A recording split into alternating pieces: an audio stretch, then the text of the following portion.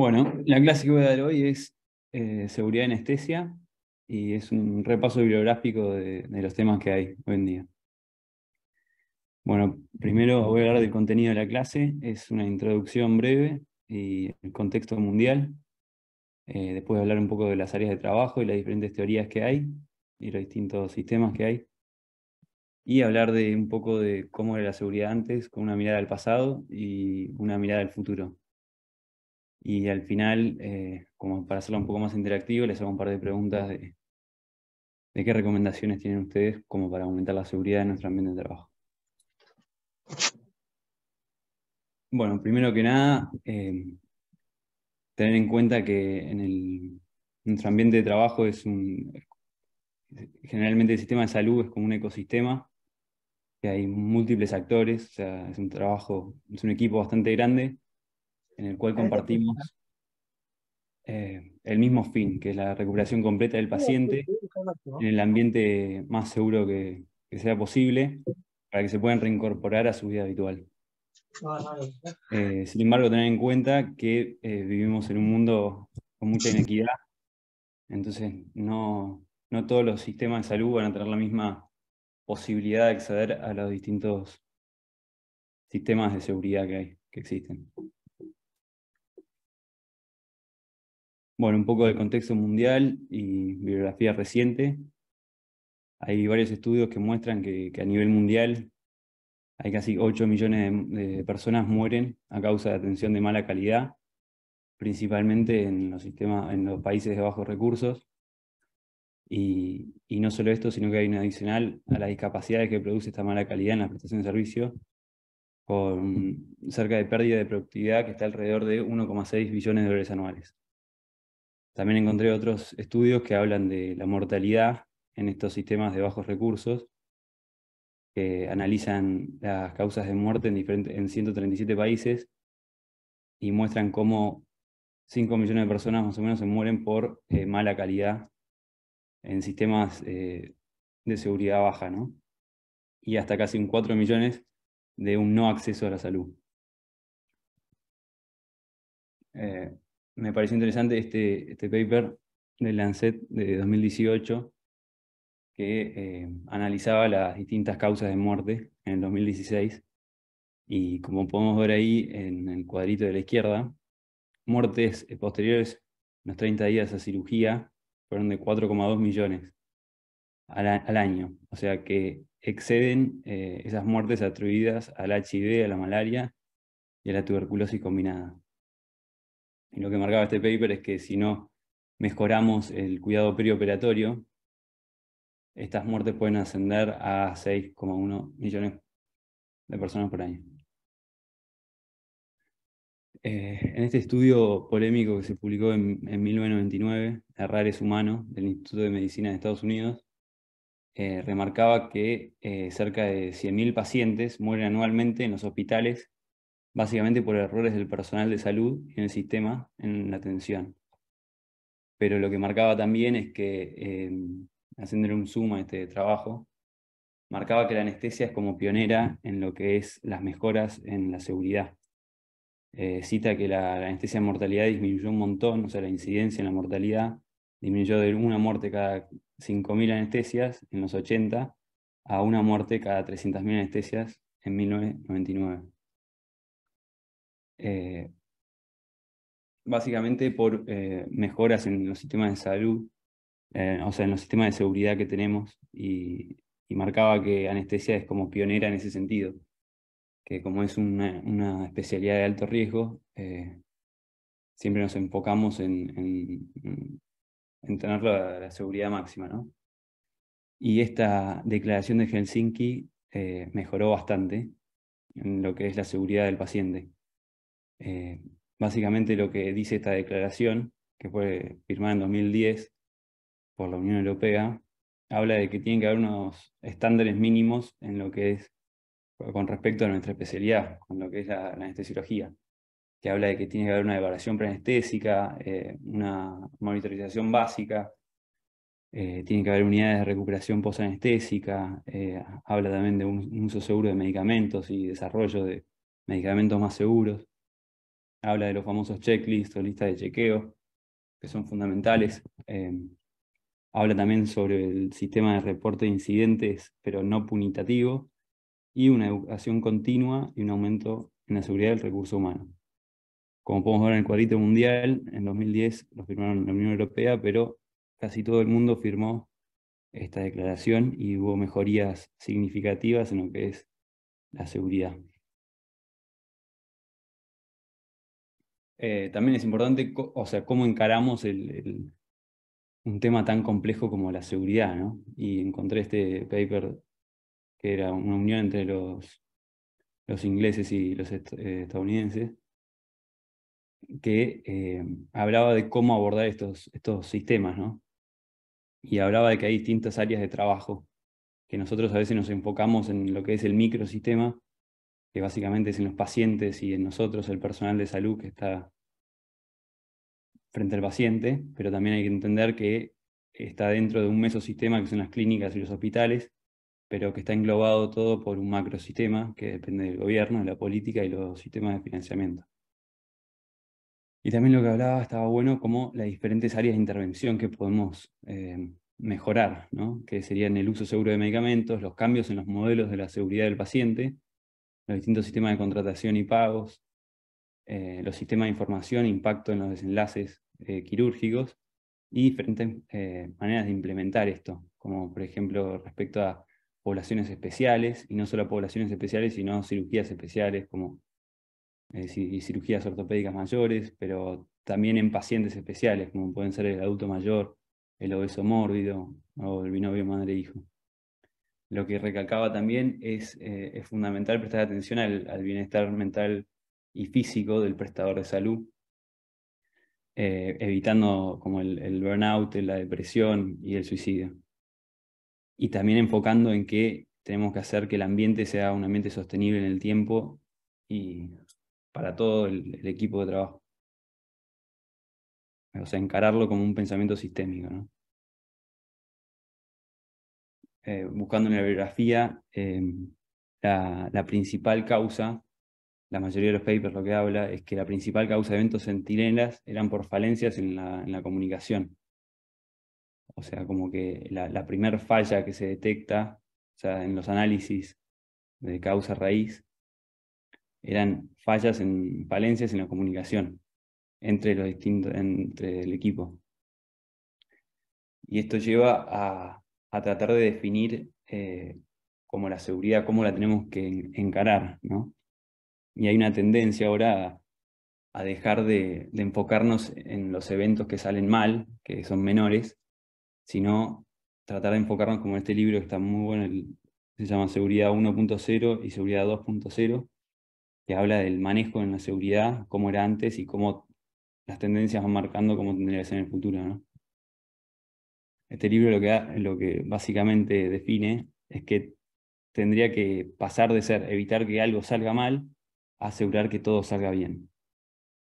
Que bueno, consiste en la capacidad del sistema para funcionar como debe bajo condiciones variables, que siempre va a ser variable dependiendo del lugar que trabajemos, de manera tal que el número de resultados buscados aceptables sea lo más alto posible. O sea, hacer que la mayor cantidad de cosas posibles salgan bien. Ahí les puse unos cuadritos como para que vean la diferencia entre la seguridad 1.0, que hace foco en los accidentes y cuando las cosas salen mal, en los desastres, y la seguridad 2.0 lo que hace foco más es en las acciones y resultados de todos los días. O sea, aborda el tema de la seguridad de una manera distinta. La seguridad 1.0 es reactivo, se responde cuando algo ocurre y, y es categorizado como un riesgo inaceptable. En cambio, la seguridad 2.0 aborda el tema de una manera proactiva, buscando anticiparse al desarrollo de los eventos. Otra diferencia que tienen es la visión del factor humano, que antes se veía como algo, una carga o un peligro del factor humano. Pero en la seguridad 2.0 es un recurso necesario, ¿no? Porque todo sistema es flexible y resiliente. Entonces, el factor humano es lo que brinda soluciones flexibles a muchos problemas potenciales. Y también habla de la diferencia entre la investigación de los accidentes, que generalmente se enfoca o sea, los accidentes se toman como fallas y mal funcionamientos de las personas, y el propósito de la investigación es identificar las causas. En cambio, en la seguridad 2.0 las cosas ocurren básicamente de la misma manera, más allá del resultado. Y la investigación se basa en comprender cómo la mayor de las cosas salen bien, a modo de soporte para explicar cómo pueden ocasionalmente salir mal. Y bueno, básicamente esta seguridad va a evitar el síndrome del sistema vulnerable, que tiene ciertos signos y síntomas, que son básicamente tres. En estos sistemas generalmente se busca a un culpable al señalar a alguien que tiene la culpa de un evento adverso. Otra clave que tiene es que busca la productividad y rentabilidad, prioriza la productividad y la rentabilidad sobre encima de todo. Y bueno, como tercero es que generalmente estos sistemas se niegan errores por miedo a mostrar debilidad, ¿no? Como que esto es lo que tratamos de evitar, este síndrome. En una revista colombiana de anestesiología, estaba bueno porque habla del clima de seguridad en el paciente en las unidades quirúrgicas de distintos hospitales, que se implementaron estos pocos o sea, políticas de seguridad, pero que sigue persistiendo la percepción de una cultura punitativa frente al error, con una carga de trabajo elevado. Entonces lo que tenemos que tener en cuenta son las dimensiones que marca la Declaración de Helsinki, en las cuales podemos mejorar, ¿no?, la seguridad, que serían la carga de trabajo, el aprendizaje organizacional y el mejoramiento continuo, otra vez marcando la respuesta no punitativa al error. También marcando, como dijimos antes, que las fallas en la comunicación son los principales problemas, entonces tener una comunicación abierta y una retroalimentación, mejorar la frecuencia de reporte de incidentes, también enfocándonos en las transiciones y transferencias de los pacientes, ya que ahí es cuando más más errores ocurren. Y bueno, también siempre mejorando insumos, equipos y dispositivos médicos, y fundamentalmente hacer que las prácticas que llevamos a cabo sean de la manera más segura posible. Cris, esto que decís de la respuesta no punitiva al error es como un punto bastante importante porque, y viene de la mano con esto del el reporte de incidentes, ¿no? Cuando nosotros cometemos algún error, ya sea la mayoría, el 90% de los casos son errores de medicación, por ahí Sí, por ampollas parecidas o algo, esto viene de la mano. ¿Por qué? Porque lo que nosotros no hacemos es, no tenemos que decir, ay, bueno, retamos o miramos mal a la persona que lo hizo, no, sino tomar la conducta de decir, bueno, pasó esto, ¿qué pasó con el paciente? ¿Cuál fue la medicación que se hizo? Hago un reporte al coso de reportes de incidencia de la FAR, y todas esas pequeñas cosas son los que mejoran la práctica a futuro. sí, sí, cuanto más, o sea, lo hacen más seguro el sistema, porque cuando salen los errores no nos queremos hacer cargo, porque tenemos miedo, caemos en el síndrome del sistema vulnerable. Bueno, Además que si uno le pone una carga a ese error y lo único que hace es retar a la persona, es lo que veíamos en factores humanos, no genera barreras para que ese error suceda de nuevo, porque el error lo ocultaste. Entonces la claro. idea es que, o sea, mostrar el error, ver qué pasó, qué consecuencias tuvo, por qué sucedió y generar las barreras para que no vuelva a suceder. Si uno lo esconde, nunca va a generar una barrera para que no suceda. Claro. Y bueno, en este otro paper publicado en 2014 habla un poco de los manejos de recursos en crisis, que bueno, está muy bueno el taller que nos dieron porque era básicamente esto, que centros de simulación in situ demostraron que mejoran los desenlaces del paciente y disminuyen la mortalidad. Y bueno, respecto a lo que decías vos, Emma, y este paper me lo pasó Manu, que me pareció copado, ya que lo vimos en factores humanos, es el modelo del queso suizo, de James Reason. Pero bueno, este paper está bueno porque te explica bien el concepto, no solo el hecho de que cuando se unen varios agujeros llega el riesgo al evento adverso, sino que lo explica como un poco más a profundidad. Que bueno, explica en términos de sistema por qué ocurren los accidentes y cómo se pueden evitar para que vuelvan a ocurrir. Este modelo demostró ser una base eficaz para crear métodos sólidos para identificar y analizar las fallas activas y latentes. Esta parte me pareció fundamental porque estas fallas se van cerrando y abriendo y no son estáticas. Y bueno, eso como decían ustedes es invaluable para también respaldar las investigaciones de causa raíz y otros esfuerzos de seguridad del paciente. Como vemos antes, los agujeros en el queso representan la falla o ausencia de barreras de seguridad dentro de un sistema. Como vemos ahí, la línea de confluencia lleva los riesgos a que lleguen al evento adverso y al paciente, ¿no? Y las diferentes barreras que tenemos son estas, las fetas del queso, ¿no? Que bueno, los agujeros como pueden ser la comunicación deficiente, la falta de supervisación, la formación inadecuada, la monitorización deficiente y técnica inadecuada, cuando se alinean, el riesgo llega al evento adverso. Algunos ejemplos: puede ser una enfermera que programe incorrectamente una bomba de infusión o un residente de anestesia que no brinda la información adecuada cuando traslada al paciente a la UTI. Estos sucesos representan fallas que amenazan la integridad de seguridad general del sistema. Y bueno, esto es lo que decía antes, que estas fallas son activas y latentes. Los agujeros en el queso se abren y se cierran a diferentes velocidades. Esta velocidad depende de qué tipo de fallas son, ¿no? Los agujeros que ocurren a nivel de actos inseguros representan las fallas activas, y se llaman activas por varias razones, principalmente porque ocurren con mayor frecuencia durante el proceso de realizar un trabajo, como el tratamiento de pacientes, la realización de cirugía, la dispensación de medicamentos, como puede ser, como dijeron ustedes, errores en medicación. Bueno, tales fallas ocurren muy de cerca en tiempo y ubicación del evento al daño. Entonces son vistos involucrados directamente al mal resultado. Y se denominan fallas activas también porque cambian durante el proceso de realizar el trabajo, brindando atención. Se abren y se cierran activamente a lo largo del día a medida que las personas cometen errores, detectan sus errores y las corrigen. Distintas de las fallas activas son lo que es las fallas latentes, que ocurren más arriba en el sistema, como vimos antes, ¿viste? Por encima del nivel de actos inseguros, que estos incluyen los niveles de organización, supervisación y condiciones previas. Estas fallas se denominan latentes porque cuando ocurren o se abren a menudo pasan desapercibidas. Pueden permanecer dormidas o latentes durante un largo periodo de tiempo antes de ser reconocidas. Además, a diferencia de las fallas activas, las fallas latentes no se cierran ni desaparecen rápidamente.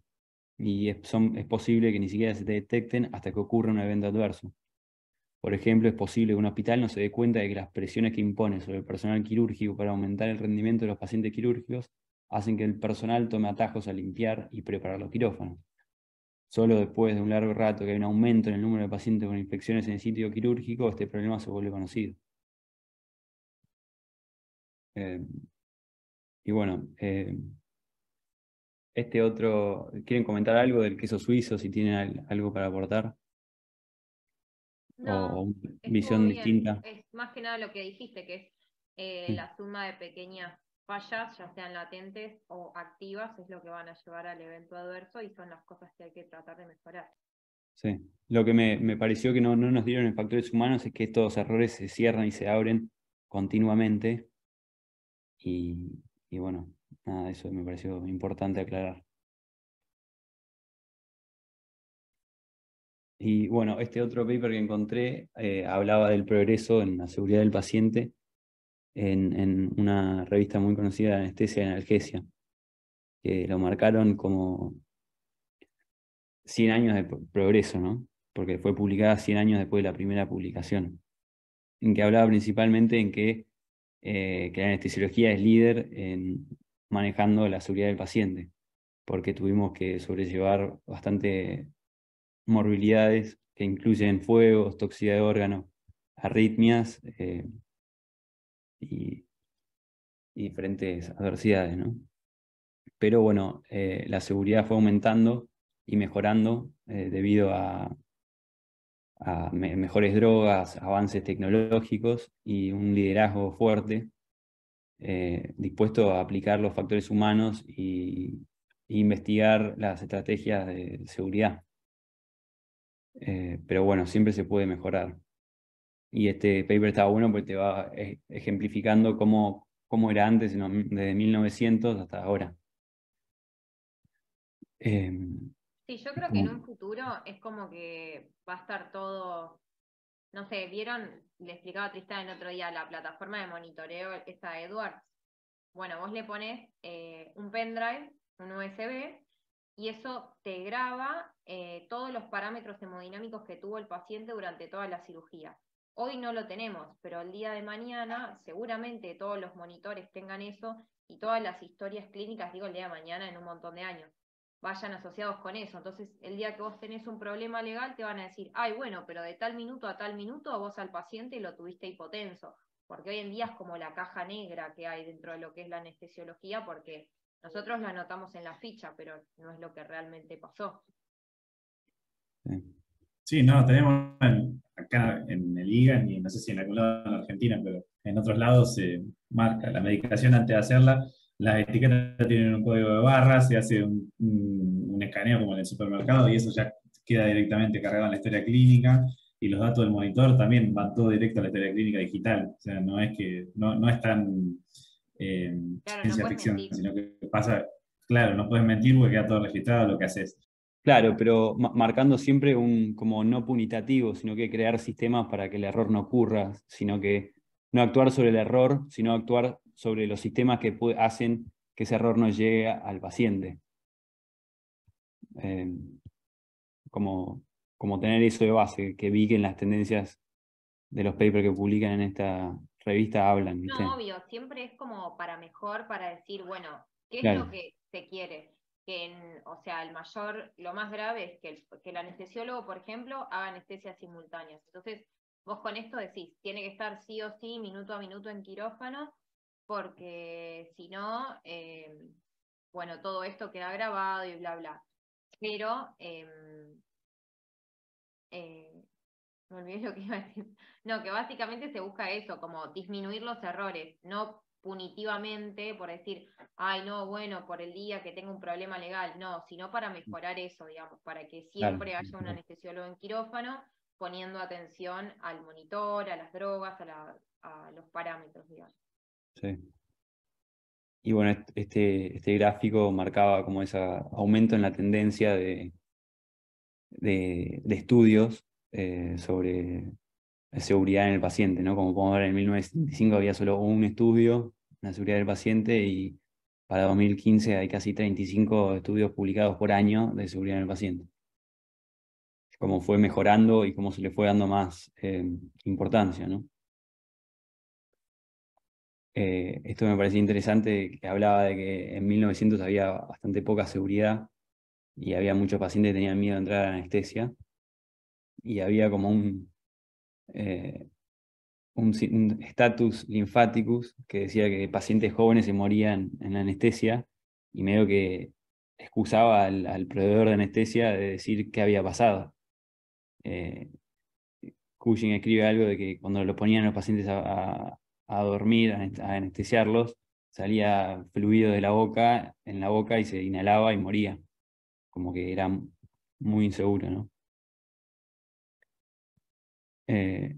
Y bueno, hablando un poco de seguridad en el paciente, quería mostrar esto de que los principales avances en la seguridad fueron el tubo endotraqueal con manguito, que la idea no era nueva, pero fue aumentando la aceptación en las conferencias de Gödel, que Gödel daba conferencias de distintos temas de anestesia, y mientras hacía eso dormía al perrito, como pueden ver ahí, con éter, y le ponía el manguito, el tubo con el manguito, y lo llenaba de agua, y después de la conferencia de 1 a 2 horas, vaciaba el agua y desinflaba el manguito y veían que el perro seguía vivo y no se había aspirado.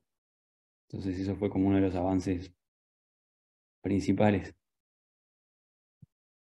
Y también ver cómo fue cambiando la monitorización, que al principio la monitorización era que el anestesiólogo se fijaba cómo era el patrón respiratorio y las distintas observaciones de los signos del ojo. Y eso te estimaba cuando el paciente estaba listo para la intervención quirúrgica, como para prevenir la sobredosis del éter. Pero bueno, como ven ahí, era bastante simple. Era el anestesiólogo mirando cuánto respiraba o cada cuánto, si vomitaba, si no vomitaba, y se fijaba el tamaño de las pupilas. Y nada, recién el electrocardiograma se empezó a usar fue discutido en 1930 y recién 2 décadas después se empezó a usar en el quirófano, que antes era algo inaccesible dentro del quirófano. Y bueno, esta publicación también me pareció interesante mostrarles que publicada en 1982, donde reportaban muchos casos, 6.000 tipos de casos que sufrían anoxia, o sea, por hipoxia, sufrían daño cerebral, y reportaba que la anestesia era 1000 veces más peligrosa que andar en avión. Y bueno, en respuesta a esto, empezaron hospitales asociados a Harvard y eso a usar estándares mínimos de monitorización. Y acá fue cuando empezaron a tener ciertos requerimientos como el electrocardiograma, intensiómetro, la frecuencia cardíaca cada 5 minutos, detectando si había desconexiones de la ventilación con alarmas, analizador de gases, y que te avisaba con una alarma cuando el nivel de oxígeno estaba bajo. Y después, recién en 1989, en 1991, incluyeron el oxímetro y la capnografía. Nada, cómo fueron al principio recomendaciones que terminaron siendo estándares. Y bueno, estos cambios grandes en anestesia, en la monitorización, llevaron a un avance enorme en lo que es la seguridad del paciente. Y bueno, como conclusiones, los anestésicos hoy en día no son 100% seguros, y cuanto más progreso se hace a nivel de diferentes cirugías, otras complicaciones van a existir. Entonces siempre tenemos que enfocarnos en el cuidado perioperatorio, y nada, que hay mucho camino por recorrer, por más de que parece que no, y que antes no había tanta seguridad y ahora hay un montón, pero se puede mejorar. Y por eso somos como líderes en lo que es la seguridad del paciente. Bueno, esto me parecía, dejando la seguridad del pasado y pasando a la seguridad para el futuro, encontré este paper que habla de pasar de la triple meta, que era básicamente se enfocaba en la salud de la población, la experiencia del cuidado y la costo-eficiencia, a pasar a una cuádruple meta, que no solo toma en cuenta el cuidado del paciente, sino que toma en cuenta el cuidado del proveedor de anestesia, como incluyendo la satisfacción del personal en su trabajo. Y no solo esta satisfacción del personal en algo económico, sino que en las diferentes esperas que hay. Como mejorando la calidad de vida de nosotros, los que somos prestadores de salud, ¿no? Que habla que hay varias variantes, no solo económicos, sino que hay, como pueden ver ahí, distintas variables que van desde recompensas a manejo participativo, trabajo en equipo y camaradería, mejoramiento diario y bienestar psicológico y seguridad psicológica y física mientras hacemos nuestro trabajo. Eso va a llevar a que haya un aumento en la seguridad del paciente. Nada, y me puse a buscar un poco de diferentes aspectos como para mejorar nuestro bienestar dentro del quirófano, y vi que hay como una tendencia también de trabajos que hablan de la meditación y diferentes aspectos como para mejorar no solo nuestra calidad de vida, sino la de los residentes de cirugía y diferentes especialidades. Y que hay varios estudios que muestran, este es un review que habla de cómo puede mejorar la calidad y la seguridad que llega al paciente. Y que no solo son estudios así, reviews, sino que hay estudios randomizados con buena evidencia, como este que es un estudio clínico randomizado, que habla cómo entrenamiento basado en meditación puede mejorar los beneficios y las funciones ejecutivas de los residentes. Y eso lleva a un mejor desempeño de los residentes, de los cirujanos y de todos los prestadores de salud. Si nosotros estamos bien, los pacientes van a estar más seguros. Y medio que evitar caer en el fenómeno de la segunda víctima, que eso a veces se habla poco, que cuando ocurre un evento adverso a veces se le da poca bola al que está más cerca del evento adverso, que no siempre es como esa respuesta punitativa, como de querer echarle la culpa al que estaba más cerca del evento, sino que entender que hay un montón de barreras que fallaron y que por eso llegó el evento adverso, no solo por el que estaba más cerca al... Y bueno, este paper hablaba de cómo desarrollar un programa en los sistemas de salud como para evitar la segunda víctima. Si después se la paso. Y bueno, como último, les quería preguntar a ustedes que tienen más experiencia, si tienen alguna recomendación como para poder mejorar la seguridad en nuestro ambiente de trabajo. Si quieren alguno de cada año puede, no sé, dar un ejemplo o compartir algo que les parezca que pueda mejorar la seguridad y así mejorar la seguridad del paciente. Una venía con tarea la clase. No Mirá, tarea, una pregunta nomás. bien. Yo creo que Algo- lo principal es educar a todo el personal de quirófano, no solo el médico, sino el no médico. Es una Sí. manera de generar barreras, como decía Emma, para evitar los errores.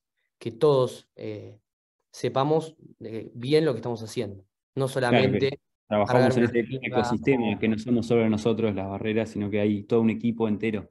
Sí, totalmente, por ahí. Sí, de Otra mi cosa que yo parte, veo que... Dale, decilo yo.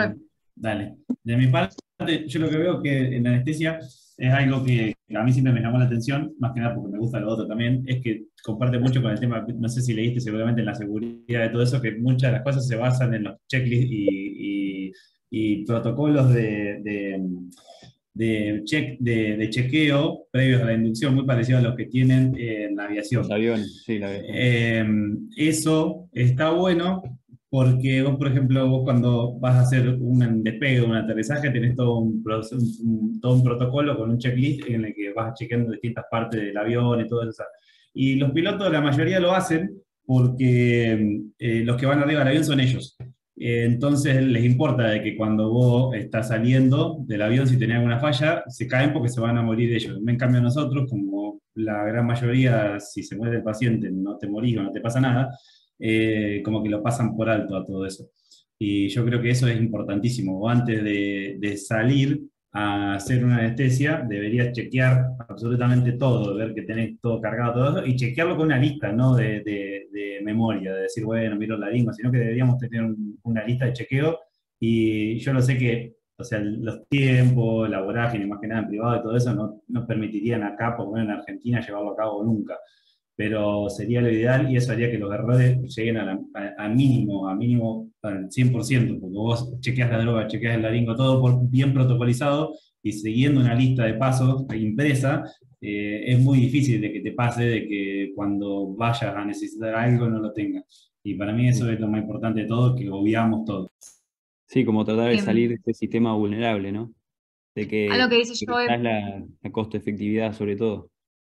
exacto. Y algo que viene con ese lado del tema del chequeo, algo que sí podemos hacer es el doble chequeo. Es decir, si no contamos con protocolos, cuando hacemos una medicación, tener la comunicación abierta con el colega que tengamos al lado, ya sea un residente, ya sea un técnico o quien sea, decir, bueno, pasé tal medicación, antibiótico pasado, chequeé la aspiración, balón se infló. Como que cada cosa que uno hace, hablarlo en voz alta al que tenés al lado y hacer un doble chequeo. Y que el otro reciba esa comunicación y te diga que lo recibió y que se entendió. Eso también disminuye mucho los eventos adversos. Otra Sí, cosa que veo... hablaban los papers de eso, de comunicación efectiva y retroalimentación. Estar siempre... Exacto. Sobre todo en la urgencia. Y otra cosa que yo veo en quirófano que se puede mejorar, y es una de las críticas que nos hicieron los de FAR, el tema de las drogas. Los opioides están un acceso muy fácil en quirófano, no hay un conteo de las drogas que hay, cualquiera puede agarrar el de limpieza, mismo nosotros, cualquier persona puede agarrar, llevarse 4 o 5 ampollas, desaparecen y no pasa nada. Entonces, algo que sí se puede hacer es mejorar eso y tener un control más estricto de sobre todo los opioides. Sí, y después el uso, algo que nosotros hacemos que está horriblemente mal, es el tema del uso de la medicación reutilizada. Vos fíjate que nosotros confiamos ciegamente en que un técnico te cargue una ampolla de fenilefrina, una ampolla de etilefrina, y vos le estás haciendo eso al paciente. Y cualquier error, cualquiera puede tener un mal día, no porque el técnico sea un inútil o algo de eso, sino que puede tener un mal día, el tipo puede haber estado confundido o estado desatento cuando cargó la medicación, y eso puede llevar a que un paciente se muera, o el hecho de tener las jeringas, no descartar toda la medicación y volver a reutilizar la jeringa. Por ejemplo, yo te hago 4 de morfina a vos, y a veces que en la gomita del suero queda sangre, y después esa morfina, algunos lo tiran y otros no lo tiran, y vos después se lo hace a otro paciente. Claro, vos no te contagiás HIV, pero después si le llegás a contagiar, lo más probable es que ni siquiera te enteres de que se lo contagiaste. Pero vos pensás que podés hacer un cagadón bárbaro con algo tan simple como tirar una jeringa de morfina y cargar una nueva, que vale 50